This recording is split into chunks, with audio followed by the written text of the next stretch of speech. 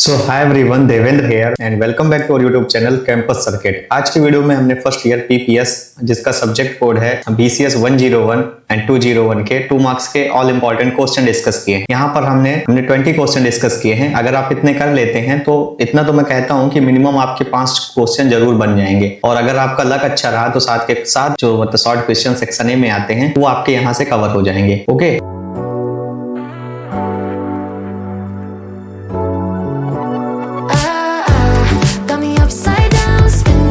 तो चलिए सबसे पहले स्टार्ट करते हैं हम यूनिट फर्स्ट। तो यूनिट फर्स्ट में है जिसका नाम है computer basics and algorithm flow chart है यूनिट 1 में। तो इसमें क्वेश्चन फर्स्ट आता है difference between compiler and interpreter. तो कंपाइलर और इंटरप्रेटर क्या होता है, ठीक है, इसके बीच में डिफरेंस। तो आप लोग डिफरेंस वगैरह टेबल के फॉर्म पे बना दीजिएगा, ठीक है। तो जो कंपाइलर होता है वो ट्रांसलेट करता है होल प्रोग्राम को एक बार में, ठीक। और जो इंटरप्रेटर होता है वो ट्रांसलेट करता है लाइन बाय लाइन, ठीक। इसमें ऑब्जेक्ट कोड मतलब प्रोड्यूस हो जाते हैं और इसमें कोई ऑब्जेक्ट कोड प्रोड्यूस नहीं होते। ये एक बार में पूरा प्रोग्राम जब ट्रांसलेट कर दे रहा है यानी इसका एग्जीक्यूशन फास्ट हो जाएगा। ये लाइन बाय लाइन करेगा यानी इसमें टाइम लगेगा यानी इसका एग्जीक्यूशन स्लो होगा, ठीक। इसमें मतलब जो जितने भी मतलब एरर वगैरह हैं वो मतलब फुली कंपाइलिंग होने के बाद में पता चलेंगे, यानी आफ्टर कंपाइलेशन के बाद में, क्योंकि एक बार में पूरा हो जा रहा है ट्रांसलेट, ठीक। तो इसके बाद पता चलेंगे। लेकिन इसमें जब लाइन बाय लाइन एग्जीक्यूट हो रहा है तो लाइन बाय लाइन हमें एरर पता चलते जाएंगे, ठीक। और इसके लिए सी कंपाइलर एग्जांपल है लाइक, ठीक। और इसमें पाइथन में इंटरप्रेटर है, ठीक है, पाइथन इंटरप्रेटर है। ओके, देन हम आते हैं डिफरेंस में। तो डिफरेंस बिटवीन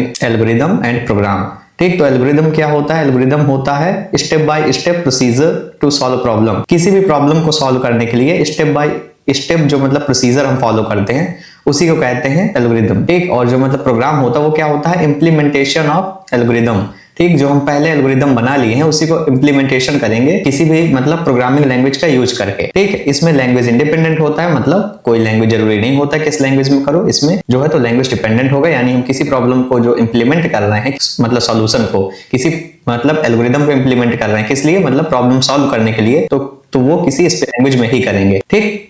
तो अब आते हैं इसके और। तो ये जो मतलब एल्गोरिथम है वो ये सिंपल इंग्लिश में लिखा जा सकता है या स्टेप्स में, ठीक। लेकिन जो प्रोग्राम है उसके लिए स्पेसिफिक लैंग्वेज यूज होगी लाइक सी, सी प्लस प्लस, जावा, पाइथन, ये सब, ठीक है। इसका पर्पस क्या होता है? इसका पर्पस होता है प्लानिंग एंड लॉजिक बिल्डिंग, ठीक है, कि किसी प्रॉब्लम को सॉल्व करने से पहले हम उसकी प्लानिंग करेंगे, कैसे सॉल्व करेंगे, उसके लॉजिक हम बिल्डिंग करेंगे कि हम मतलब क्या लॉजिक लगाएंगे उस प्रॉब्लम को सॉल्व करने के लिए, और उसी का एक्चुअल एग्जीक्यूशन कंप्यूटर में हम किसी एक मतलब प्रोग्रामिंग का यूज करके करेंगे। तो वो होगा हमारा क्या? वो होगा हमारा प्रोग्राम, ठीक। और इसको हम मतलब डायरेक्टली एग्जीक्यूट नहीं कर सकते हैं, लेकिन इसको हम कंपाइल कर सकते हैं और एग्जीक्यूट भी कर सकते हैं डायरेक्टली। क्यों? क्योंकि हमारा पहले से हमने लॉजिक बिल्ड कर लिया होगा, ठीक। अब बात है फ्लो चार्ट क्या होता है और इसके यूज क्या है। तो जो फ्लो चार्ट होता है वो बेसिकली एक ग्राफिकल रिप्रेजेंटेशन होता है एल्गोरिथम, ठीक है। एल्गोरिथम का ये ग्राफिकल रिप्रेजेंटेशन होता है। इसमें क्या होते हैं? इसमें सिंबल यूज होते हैं like Oval, rectangle and diamond, ठीक। तो मतलब ओवल हो गया और रेक्टेंगल हो गया, ठीक, ये सब, ठीक। और ये वाले डायमंड, ये वाले सिंबल यूज होते हैं। इनिशियलाइजिंग के लिए ओवल यूज होता है और एंडिंग के लिए ओवल यूज होता है, ठीक। इतना याद रखना। ये हेल्प करता है कि इसमें बेटर अंडरस्टैंडिंग ऑफ लॉजिक, ठीक है। लॉजिक बिल्डिंग में ये बेटर अंडरस्टैंडिंग करती है क्योंकि हमें पता होता है कि हमारा एल्गोरिथम स्टार्ट हो रहा है, कैसे कैसे वर्क कर रहा है, कहां कहां कंडीशन लग रही है, फिर इसको कैसे टर्मिनेट हो रहा है, ठीक। ये मतलब डिबगिंग इजी बना देता है और ये हेल्प करता है प्रॉपर प्रोग्राम की प्लानिंग करने में, ठीक। क्वेश्चन नंबर 4 है कि ड्रा करना है हमें एंड एक्सप्लेन करना है मेमोरी हायरार्की, ठीक। तो मेमोरी हायरार्की क्या होता है? तो मेमोरी हायरार्की बेसिकली मेमोरी का अरेंजमेंट होता है according to speed and cost, ठीक है। On the basis of speed and on the basis of cost के बेसिस में हम जो मेमोरी का अरेंजमेंट करते हैं डिफरेंट टाइप्स ऑफ, उसी को बोलते हैं मेमोरी हायरार्की। इनका ऑर्डर क्या होगा? सबसे ऊपर रजिस्टर होगा, उसके नीचे कैशे होगा, उसके नीचे रैम होगा, देन होगा ये हमारा सेकेंडरी मेमोरी, ठीक। ऐसे ये वाला जो मेमोरी हायरार्की था, ठीक। तो सबसे पहले रजिस्टर, देन यहाँ होगा कैशे, देन यहाँ होगा रैम, देन यहाँ होगा सेकेंडरी, ठीक। अपर मेमोरी जो होती है फास्ट होती है और कॉस्टली होती है। रजिस्टर वगैरह जो होगा बहुत फास्ट होगा और ये कॉस्टली भी होती है, ठीक है। लेकिन जो सेकेंडरी मेमोरी होती है लोअर साइड पे, ये स्लो होती है, चीप भी होती है। लाइक हमारे में हार्ड डिस्क और जो मतलब एसएसडी है, तो ये होती है सेकेंडरी मेमोरी में, ठीक। और ये इंप्रूव करती है ओवरऑल सिस्टम की परफॉर्मेंस को, ठीक। हाँ, अब बात करते हैं क्वेश्चन नंबर 5। तो इसमें है असेंबलर, लोडर एंड लिंकर, ठीक है। तो असेंबलर क्या होता है? असेंबलर कन्वर्ट करता है असेंबली लैंग्वेज को किसी मशीन लैंग्वेज में। जो कंपाइलर होता है वो कन्वर्ट करता है हाई लेवल कोड को मशीन कोड में। जो लिंकर होता है वो कंबाइन करता है different forms of object file को। लोडर होता है लोड करता है प्रोग्राम को किसमें? मेन मेमोरी में। ये हेल्प करता है प्रोग्राम एग्जीक्यूशन प्रोसेस में, ठीक है। अब आते हैं क्वेश्चन नंबर 6 में, जिसमें हमें डिफाइन करना होगा टोकन्स, आइडेंटिफायर्स एंड कीवर्ड्स। तो टोकन्स क्या होते हैं? Tokens are the smallest unit of C program. C program के स्मॉलेस्ट यूनिट होते हैं टोकन्स। आइडेंटिफायर क्या होते हैं? ये नेम ऑफ वेरिएबल या फंक्शन, जो हम वेरिएबल असाइन कर रहे हैं या जो हम फंक्शन बना रहे हैं, माई फंक्शन लाइक, तो इनके नाम को ही बोलते हैं आइडेंटिफायर्स। ओके, और जो कीवर्ड्स होते हैं ये होते हैं रिजर्व्ड वर्ड्स लाइक इंट या फ्लोट। ठीक, टोकन क्या होते हैं? ये इंक्लूड होते हैं, कीवर्ड्स से मिलकर बनता है। ये आइडेंटिफायर हो सकते हैं, कॉन्स्टेंट्स होते हैं, या तो ऑपरेटर्स हो सकते हैं। किसमें? टोकन्स में। इन सभी से मिलकर के बन जाता है टोकन। ठीक है, ये हेल्प करते हैं किसमें? ये कंपाइलर की हेल्प करते हैं। किस लिए? कि मतलब प्रोग्राम के स्ट्रक्चर को समझने के लिए। ओके, देन आते हैं हम अपनी यूनिट सेकंड में, जिसमें हम पढ़ेंगे ऑपरेटर एंड एक्सप्रेशन। तो इसमें है ऑपरेटर प्रेसिडेंस क्या होता है। ठीक है, तो प्रेसिडेंस का मतलब बेसिकली समझ लो प्रायोरिटी। ठीक है, वो आपको कहीं मिल नहीं रही होगी प्रायोरिटी, ठीक है, पर ओके। तो ये देखो, इट डिसाइड क्या डिसाइड करता है कि विच ऑपरेटर इज इवेल्युएटेड फर्स्ट, कि कौन सा ऑपरेटर है वो पहले इवेल्युएट किया जाएगा, किस पे वर्क किया जाएगा, ऑपरेशन किया जाएगा। ठीक, जिसकी हायर प्रेसिडेंस होगी ऑपरेटर की, उसको पहले हम करेंगे। ठीक, एग्जाम्पल के लिए यहाँ पर मल्टीप्लिकेशन है तो इसकी प्रेसिडेंस एडिशन से ज्यादा है। लाइक यहाँ पर हो गया 2 + 2, ठीक है, और यहाँ मल्टीप्लिकेशन 2। ठीक, तो सबसे पहले क्या एग्जीक्यूट होगा? ये होगा। ठीक है, इवेल्युएट होगा। यहाँ 2 + 2 4 आ जाएगा। देन यहाँ हम 2 को करेंगे। ठीक, तो यहाँ हमें 6 मिलेगा। ऐसा नहीं होगा कि पहले ऐड कर लें फिर हम यहाँ मल्टीप्लाई करें तो 8 आ जाएगा, ऐसा नहीं होगा। यहाँ मल्टीप्लिकेशन की मतलब प्रेसिडेंस ज्यादा है। ये क्या अवॉइड करता है कि रॉन्ग कैलकुलेशन ना हो जाए। जैसे आपने मैथमेटिक्स में पहले बॉड मास पढ़ा होगा। पैरेंथेसिस क्या होते हैं? ये चेंज कर देते प्रेसिडेंस। अगर मान लो यहाँ पर ऐसे प्रेसिडेंस, यहाँ पर पैरेंथेसिस लग जाता तो हम सबसे पहले एडिशन करते, यानी यहाँ पर 4 करते फिर मल्टीप्लाई करते 2 से, यानी 8 आता। ठीक, लेकिन यहाँ पैरेंथेसिस नहीं लगा था। पैरेंथेसिस चेंज कर सकता है क्या? चेंज मतलब प्रेसिडेंस को चेंज कर सकता है कि क्या ऑपरेशन पहले होगा उसकी प्रायोरिटी चेंज हो जाएगी। देन हम आते हैं क्वेश्चन नंबर 8। ये है कंडीशनल एंड टर्नरी ऑपरेटर जिसको बोलते हैं। ठीक है, तो ये क्या होता? ये short form of if else होता है। ठीक, तो मतलब टर्नरी ऑपरेटर ये समझ लो जिसमें 3 ऑपरेटर लग जाएंगे। ठीक है, बाइनरी यानी 2 ऑपरेटर हो जाएंगे। ठीक, सिंबल क्या यूज करते हैं? ये क्वेश्चन मार्क का। ठीक, और ये सिंटेक्स क्या हो इसमें यूज होता है? पहले कंडीशन रहेगी और 2 वैल्यू हो इसमें। ठीक, ये कंडीशन और क्वेश्चन मार्क। ये क्या करता है? ये कोड को शॉर्ट एंड फास्ट बनाता है और ये यूज होता है सिंपल डिसीजन मेकिंग में। ओके, देन आते हैं क्वेश्चन नंबर 9 में। तो क्वेश्चन नंबर 9 है कि difference between low level and high level language. ठीक है, तो लो लेवल लैंग्वेज और हाई लेवल लैंग्वेज में हमें डिफरेंस बनाना होगा। टेबल के फॉर्म पे बना दीजिए। ठीक, लो लेवल लैंग्वेज देखो यार, मतलब मशीन लैंग्वेज के ज्यादा करीब होता है, मतलब इसको मशीन ही समझता है। ठीक, ये जो क्लोज ह्यूमन, ये मतलब क्लोज होता है ह्यूमन लैंग्वेज के। हाई लेवल लैंग्वेज क्यों? क्योंकि इसको ह्यूमन ही लिखते हैं। ठीक, और इसको राइट करते हैं। और ये जो डिफिकल्ट टू अंडरस्टैंड होता है क्योंकि हम लोग नहीं समझ पाएंगे, मशीन ही समझ पा रही है, लेकिन इसमें मशीन के थ्रू होता है, यानी ये फास्ट होगा। ठीक है, मशीन यूज करेगी यानी फास्ट होगा। और मशीन डिपेंडेंट होता है कि हर एक मशीन के लिए अलग ही इसमें मतलब ये लो लेवल लैंग्वेज होगी। एग्जांपल के तौर पर बात कर ले, यानी असेंबली लैंग्वेज कोई एक। ठीक, हाई लेवल लैंग्वेज क्या होता है? इजी होता है, राइट, और अंडरस्टैंडिंग होता है क्योंकि हम ही लोग इसको लिख रहे हैं, अंडरस्टैंडिंग करते हैं तो हमारे लिए इजी होगा ये। लेकिन स्लो होगा। लो लेवल लैंग्वेज की कंपैरिजन में मशीन इंडिपेंडेंट होगा, किसी भी मशीन में चल जाएगी। इसके लिए एग्जांपल सी, पाइथन, जावा, ये सब, और इसमें असेंबली लैंग्वेज। ठीक, देन क्वेश्चन नंबर 10 है, तो इसमें difference between implicit and explicit type conversion. तो इम्प्लीसिट और एक्सप्लिसिट टाइप कन्वर्जन क्या होता है? ठीक है, इनके बीच में डिफरेंस। तो जो इम्प्लीसिट टाइप कन्वर्जन है वो ऑटोमेटिकली डन हो जाएगा बाय द कंपाइलर की हेल्प से। ये होगा मतलब प्रोग्रामर की हेल्प से। क्या? Explicit type. इसमें कोई मतलब प्रोग्रामर का कंट्रोल नहीं होता इम्प्लिसिट टाइप कन्वर्जन में। इसमें फुली मतलब प्रोग्रामर का कंट्रोल होता है। ठीक, ये ऑटोमेटिकली होता है। ये यूज टाइप कास्टिंग, इसमें टाइप कास्टिंग यूज करनी पड़ती है। इसमें कोई डेटा का लॉस नहीं होता, इसमें डेटा लॉस हो सकता है। ठीक, यहाँ से इंटीजर से फ्लोट में हम चेंज कर दिए, लेकिन यहाँ पर है तो हम ये डिफाइन करेंगे कि इससे हम इंटीजर वैल्यू ले। ठीक, देन क्वेश्चन नंबर 11 है, तो इसमें difference between operator and operand. ठीक है, ऑपरेटर एंड ऑपरेंड के बीच में। तो ऑपरेटर क्या होता है? जो परफॉर्म करते हैं ऑपरेशन, लाइक यहाँ प्लस है, माइनस है, और यहाँ डिवीजन है और मल्टीप्लिकेशन है। ठीक, एडिशन, सब्ट्रैक्शन, मल्टीप्लिकेशन, डिवीजन, ये सब ऑपरेशन हो गए। ठीक है, प्लस हो गया और मल्टीप्लिकेशन हो गया और ये यहाँ मतलब डिवीजन हो गया। ठीक, और ये सब। ठीक है, ये हो गए ऑपरेटर। ऑपरेंड क्या होते हैं? वो वैल्यू होते हैं जिनमें ऑपरेशन किया जाता है। समझे? यहाँ अगर a + b है तो यहाँ जो एडिशन है ये हो गया ऑपरेटर, लेकिन जो a और b है जिन पे किया गया ये हो गया ऑपरेंड। ऑपरेटर क्या करते हैं? ऑपरेटर बताता है क्या करना है, ऑपरेंड बताते हैं कि किन पे करना है। ठीक है, ओके। यूनिट 3 है, तो लूप, रिकर्जन, सर्चिंग इसमें पढ़ते हैं। तो क्वेश्चन नंबर 12 आता है use of break and continue. ठीक, तो इसमें use of break and continue में ब्रेक क्या करता है? स्टॉप कर देता है लूप को इमीडिएटली, और कंटिन्यू स्किप कर देता है करंट इटरेशन को। ठीक, जो अभी चल रही होगी बार बार रिपीटिशन उसको स्किप कर देगा। ब्रेक क्या करेगा? अगर कोई लूप चल रहा है उसको इमीडिएटली स्टॉप कर देगा। ब्रेक किस लिए यूज होता है? लूप से एग्जिट करने के लिए। कंटिन्यू यूज होता है स्किप स्टेटमेंट्स के लिए, लिए। बोथ इंप्रूव लूप कंट्रोल, और ये दोनों के दोनों लूप कंट्रोल को इंप्रूव करते हैं। क्वेश्चन नंबर 13 है कि व्हाट इज रिकर्जन। रिकर्जन क्या होता है? इंपॉर्टेंस ऑफ बेस कंडीशन, ठीक है। तो रिकर्जन में एक बेस कंडीशन की इंपॉर्टेंस हमें बतानी है। तो रिकर्जन क्या होता है? एक फंक्शन कॉलिंग इटसेल्फ, ठीक, इसको अच्छे से पढ़ लो कि function calling itself. Base condition use की जाती है स्टॉप रिकर्जन, रिकर्जन स्टॉप करने के लिए। विदाउट बेस कंडीशन जो प्रोग्राम होगा डस मतलब गोज इनटू इनफाइनाइट लूप, क्योंकि इससे टर्मिनेट नहीं होगा, स्टॉप नहीं होगा रिकर्जन। अगर बेस कंडीशन नहीं है तो जो प्रोग्राम है वो इनफाइनाइट लूप तक चलता रहेगा, ठीक। ये क्या सॉल्व करता है? सॉल्व करता है repetitive problem easily, like factorial Fibonacci. अगर हमने यहाँ पर 5 का फैक्टोरियल मेंशन कर दिया, ठीक है, तो क्या क्या होगा यहाँ 5 का मल्टीप्लिकेशन 4 से होगा, देन 3 से होगा, देन 2 से होगा, 1 से होगा। यही अगर हम 100 का फैक्टोरियल निकालें तो 100, 99 और 98 इन सभी का मल्टीप्लिकेशन कम होते होते चलेगा। मतलब यहाँ पर n है तो इसका मल्टीप्लिकेशन होगा n-1 से, ठीक, फिर होगा मल्टीप्लिकेशन किससे? n-2 से। ऐसे ऐसे ऐसे चलता रहेगा, ये रिपीट हो रहा है, ठीक। तो जो रिपीटेटिव प्रॉब्लम होती है उनको सॉल्व करने के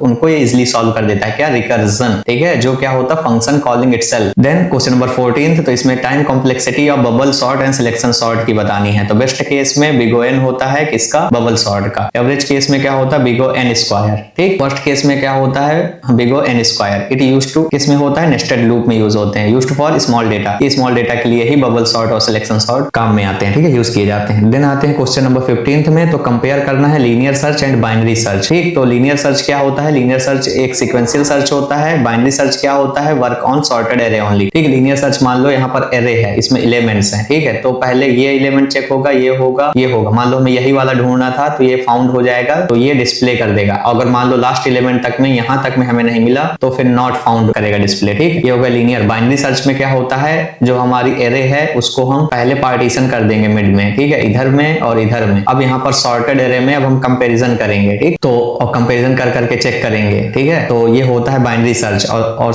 यहाँ बाइनरी सर्च का होता है बिग O log n, और बाइनरी सर्च फास्टर होता है लीनियर सर्च की कंपैरिजन में, ठीक। यूनिट 4th है तो इसमें फंक्शन और स्ट्रक्चर पढ़ेंगे हम, ठीक है। तो फंक्शन और स्ट्रक्चर क्या होते हैं? तो इसमें एक क्वेश्चन आता है क्वेश्चन नंबर 16 जिसमें होता है call by value and call by reference, ठीक। तो call by value and call by reference क्या होता है? तो कॉल बाय वैल्यू जो बेसिकली होता है वो पास करता है कॉपी ऑफ वेरिएबल को, ठीक। जो कॉल बाय रेफरेंस होता है वो पास करता है एड्रेस ऑफ वेरिएबल को, ठीक। कॉल बाय वैल्यू में सिर्फ कॉपी ऑफ वेरिएबल पास होता है। इसमें क्या पास होता है? इसमें पास होता है एड्रेस ऑफ वेरिएबल, वेरिएबल का एड्रेस। ओरिजिनल वैल्यू इसमें चेंज नहीं होती है, किसमें? कॉल बाय वैल्यू में। लेकिन ओरिजिनल वैल्यू चेंज हो जाती है किसमें? कॉल बाय रेफरेंस में। कॉल बाय रेफरेंस क्या मोर इफिशिएंट होता है। कॉल बाय रेफरेंस के थ्रू आपको प्रोग्राम वगैरह लिखने के लिए लॉन्ग में आ सकता है, वो हमने यूनिट के 1 शॉट में कवर किया है, तो आप जाकर के पढ़ लीजिएगा, या अगर आपके पास कम टाइम बचा है तो पीडीएफ डाउनलोड करके टेलीग्राम से पढ़ लीजिएगा, ठीक है। हाँ, फिर आते हैं क्वेश्चन नंबर 17। इसमें है difference between structure and union. Structure और यूनियन के बीच में डिफरेंस। तो स्ट्रक्चर स्टोर करता है ऑल मेंबर्स सेपरेटली, ठीक है, सभी मेंबर्स को सेपरेटली स्टोर करता है। क्या? स्ट्रक्चर। यूनियन जो होता है ये same memory for all members में, ठीक है, तो ये शेयर करता है एक ही मेमोरी सभी मेंबर्स के साथ में। स्ट्रक्चर यूज करता है मेन मेमोरी, क्यों? क्योंकि इसमें ऑल मेंबर्स को सेपरेटली मिला होता है, स्टोर होते हैं, ठीक। और यूनियन में लेस मेमोरी होता है क्योंकि सेम मेमोरी ही सभी मेंबर्स के बीच में शेयर हो जा रही है। Structure can use all member at a time, ठीक है, ऑल मेंबर्स को स्ट्रक्चर एक ही टाइम पे यूज कर सकता है, ठीक है। क्यों? क्योंकि ये ऑल मेंबर्स को सेपरेट सेपरेट मतलब यहाँ स्टोर किए हुए हैं, ठीक। आते हैं क्वेश्चन नंबर 18। तो what is structure node of linked list, ठीक है। स्ट्रक्चर क्या होता है? नोड ऑफ लिंक्ड लिस्ट बताओ। तो स्ट्रक्चर होता है तो यूजर डिफाइंड डेटा टाइप होता है। नोड क्या होता है? कंटेंट होता है, डेटा एंड एड्रेस पार्ट, ठीक है। नोड में क्या डेटा होता है और एड्रेस पार्ट होता है, ठीक। ये क्या होता है? यूजर डिफाइंड डेटा टाइप होता है, मतलब ये प्रिमिटिव डेटा टाइप नहीं है, यूजर डिफाइंड है, ठीक। और जो लिंक्ड लिस्ट होता है ये मेड होता है मैनी नोड्स से मिलकर के बनी होती है, ठीक है। नोड्स क्या होते हैं? ये कनेक्टेड होते हैं किसके यूज से? पॉइंटर्स के यूज से। ये क्या अलाउ करते हैं? डायनामिक मेमोरी यूजेस, ठीक। देन हम आते हैं क्वेश्चन नंबर 5 मतलब यूनिट नंबर 5 जो है हमारी पॉइंटर्स, डीएमए एंड फाइल, ठीक है। तो इसमें आता है क्वेश्चन नंबर 9। इसमें है difference between malloc and calloc. तो मैलॉक क्या होता है? मैलॉक होता है allocate single block of memory, ठीक है। मैलॉक एलोकेट करता है सिंगल ब्लॉक ऑफ मेमोरी को। कैलॉक क्या एलोकेट करता है? Multiple block. मैलॉक क्या कंटेंट्स करता है? Garbage value. कैलॉक में क्या होता है? इनिशियलाइज होती है मेमोरी किससे? 0 से। ये बोथ किस लिए यूज किए जाते हैं? डायनेमिक मेमोरी एलोकेशन के लिए, मतलब डीएमए के लिए, ठीक। तो फिर आते हैं क्वेश्चन नंबर 20 जो हमारा शॉर्ट का है, लास्ट क्वेश्चन। तो इसमें है last file opening mode, file handling function. तो फाइल मोड में होते हैं read write append, read write right read, ठीक है, अपेंड प्लस, ठीक। इसमें फाइल ओपन के लिए एफ ओपन यूज करेंगे, देन एफ क्लोज और पैरेंथेसिस ये होगा किसके लिए? क्लोज फाइल के लिए। F printf, F scanf read write के लिए। फाइल हैंडलिंग यूज होती है परमानेंट स्टोरेज के लिए, ओके। देन आपके लिए मैं 5 एक्स्ट्रा क्वेश्चन भी बता दूं, वरना फिर आप कहेंगे कि भैया जो आप 20 क्वेश्चन बताए थे उसमें 7 क्वेश्चन नहीं आए हैं, ठीक है, 5 ही आए हैं, 4 ही आए हैं, 4 तो नहीं आएंगे, 5 या 6 आ जाएंगे, ठीक है, लेकिन 7 करने हैं तो 5 और पढ़ लो, ठीक। तो differentiate between syntax error and logical error, ठीक है। तो सिंटेक्स एरर क्या होता है कि एरर हो जाएगा wrong grammar of a program, ठीक है। अगर हम प्रोग्राम में रॉन्ग ग्रामर यूज कर ले रहे हैं तो उससे जो एरर आ जाएगा वो कहलाएगा सिंटेक्स एरर। लॉजिकल एरर क्या होगा, हमने रॉन्ग लॉजिक ही यूज कर लिया, मान लो किसी प्रॉब्लम को सॉल्व कर रहे थे, हमने लॉजिक ही गलत सोच लिया, ठीक है, ये कंपाइलर के थ्रू डिटेक्ट हो जाएगा, कौन सा, सिंटेक्स एरर। बट जो ये लॉजिकल एरर है ये डिटेक्ट नहीं होगा कंपाइलर के थ्रू, ठीक है। ये जो प्रोग्राम है इसको कंपाइल नहीं करेगा क्योंकि ये सिंटेक्स एरर आ रहा है, ठीक है। इस मतलब प्रोग्राम को कंपाइल नहीं किया जा सकता, लेकिन जो ये प्रोग्राम है ये रन तो कर जाएगा बट रॉन्ग आउटपुट देगा, क्यों, क्योंकि लॉजिक ही हम गलत लगाए, ठीक है। इसको easy to find and correct करना इजी होता है, इसको सिंटेक्स एरर को, लेकिन जो लॉजिकल एरर होता है उसको डिफिकल्ट होता है, क्योंकि वो जो मतलब प्रोग्रामर है वही सोच पाएगा ना कि उसने क्या लॉजिक लगाया था और सही है नहीं गलत है। इसमें क्या हो सकता है, लाइक ये सेमीकोलन वगैरह मिसिंग हो गया, कॉमन या रॉन्ग कीवर्ड हम लिख दिए, इसमें रॉन्ग फार्मूला ही यूज कर लिया गया या रॉन्ग कंडीशन यूज कर लिया गया, किसमें, लॉजिकल एरर में। इसमें तो सेमीकोलन वगैरह मिसिंग है या तो रॉन्ग कीवर्ड यूज कर लिया। ओके, देन आते हैं क्वेश्चन नंबर 22 में, तो ये है व्हाट इज प्री प्रोसेसर। तो देखो यार, मतलब तुम्हें प्री का मतलब पता होगा यानी पहले, ठीक है, और प्रोसेसर यानी जो मतलब प्रोसेस को एग्जीक्यूट कर रहा हो ऐसे समझ लो, ठीक है, और मैक्रो इसमें राइट और इसकी यूज लिखना है, ठीक है। तो प्री प्रोसेसर क्या होता है, एक मतलब प्रोग्राम होता है जो रन होता है पहले, किससे, कंपाइलेशन से। बताया था ना, प्री से याद कर लो, यानी पहले, जो कंपाइलेशन से पहले प्रोग्राम रन हो उसे बोलते हैं मतलब प्री प्रोसेसर, ठीक है। ये यूज किया जाता है किस लिए, मतलब process directive, like it is used to, किसमें, मतलब प्रोसेस डायरेक्टिव में। इसमें क्या हो गया, हैशटैग इंक्लूड, हैशटैग डिफाइन, ठीक।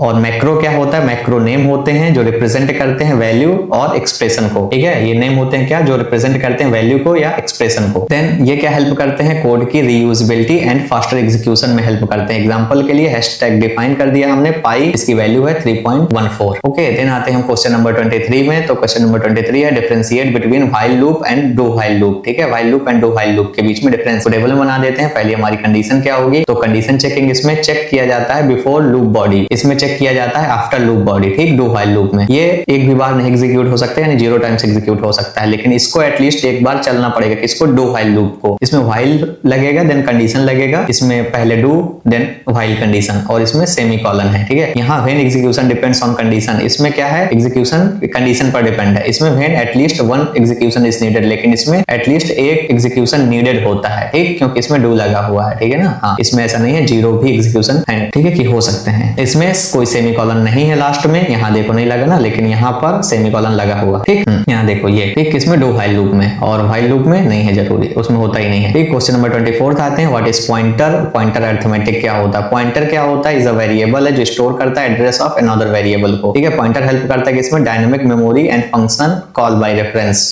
में, ठीक। पॉइंटर अरिथमेटिक क्या होता है, इसको ये समझ लो कि ये परफॉर्म करें, ठीक, ये ऑपरेशन ऑन पॉइंटर्स में। लाइक इट इज यूज किस लिए किए जाते हैं, एक्सेस करने के लिए array elements and memory location को, मेमोरी लोकेशन और एरे के एलिमेंट्स को एक्सेस करने के लिए। एग्जांपल के लिए यहाँ पर p++ यानी लगा हुआ है, यानी मूव करेगा pointer to next memory location, यानी नेक्स्ट मेमोरी लोकेशन में पॉइंटर मूव करेगा, ठीक। लाइक यहाँ पर है तो ये ऐसे मूव किया, ठीक है, ये नेक्स्ट मूव करने के लिए p++ पॉइंटर, ठीक है। देन आते हैं लास्ट क्वेश्चन है जो हमारा 25th शॉर्ट क्वेश्चन है, तो इसमें है what is storage class, name any 4 storage class, ठीक है। किसी 4 स्टोरेज क्लास के नाम बताने होंगे। स्टोरेज क्लास क्या होती है, ये डिफाइन करके हैं scope, life time and storage location of a variable, ठीक है। किसी भी वेरिएबल का स्कोप, उसका लाइफ टाइम, वो कब तक चलेगा और वो कहाँ स्टोर्ड होगा, ये कौन डिफाइन करता है स्टोरेज क्लास, ठीक। ये लॉन्ग में भी आने के चांसेस हैं, तो इसको आप 1 शॉट की यूनिट से एक बार अच्छे से पढ़ लीजिएगा, ठीक है, या नोट से पढ़ लीजिएगा जो हमारे टेलीग्राम चैनल में अपलोडेड है। ये कंट्रोल करता है visibility and memory allocation of variable, ठीक है। ये हेल्प करता है किसमें, प्रॉपर मेमोरी मैनेजमेंट में, ठीक। क्या, स्टोरेज क्लास मतलब प्रॉपर मेमोरी मैनेजमेंट में हेल्प करता है, ठीक। क्या कंट्रोल करता है, visibility and memory allocation of variable. 4 storage classes in C कौन कौन सी होती हैं, auto, register, static and extern. इनको पढ़ लीजिएगा, ये आपके